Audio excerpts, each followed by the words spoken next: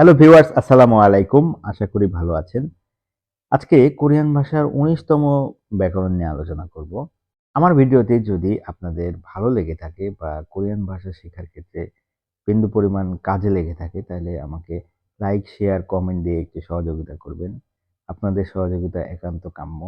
আপনাদের সহযোগিতা পেলে আমি কোরিয়ান ভাষার উপরে আরো অত্যন্ত সহজভাবে যাতে আপনারা বুঝতে পারেন, সেভাবে আমি আরো নতুন ভিডিও তৈরি করতে আগ্রহ বোধ করব।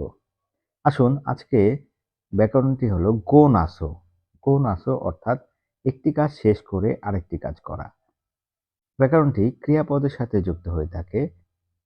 ক্রিয়াপদের দা বাদ দিয়ে শেষ ব্যঞ্জনবর্ণের নিচে ভাঁজ-চিহ্ন থাকুক বা না থাকুক, জাস্ট গো নাসো লাগিয়ে দিতে হবে। আসুন দুটি ছোট্ট উদাহরণের মাধ্যমে ব্যাকরণটি আরো পরিষ্কার করি। একটি উদাহরণ হলো ভাব মক্কো নাসো কফি মাসিওয়। এখানে ক্রিয়াপদ হলো মক্তা।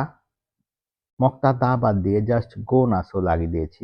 ভাব মক্কো নাসো, ভাত খাওয়ার পরে বা ভাত খাওয়া শেষ করে কফি পান করা।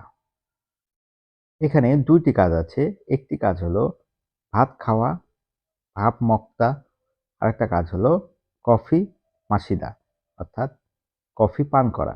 একটি কাজ শেষ করে দেখুন, ক ভাব ভাত খাওয়া শেষ করে একটি কাজ শেষ করলাম, তারপর আরেকটি কাজ করতেছি, কফি পান করতেছি। গো-নাসো ব্যাকরণটির এই অর্থ যে একটি কাজ শেষ করে আরেকটি কাজ করা। ভাত খাওয়া শেষ করে কফি পান করা। আসুন দ্বিতীয় উদাহরণে যাই। ইয়ংহোয়া ভোগো-নাসো ভাপ মগয়, অর্থাৎ মুভি দেখা শেষ করে ভাত খাই।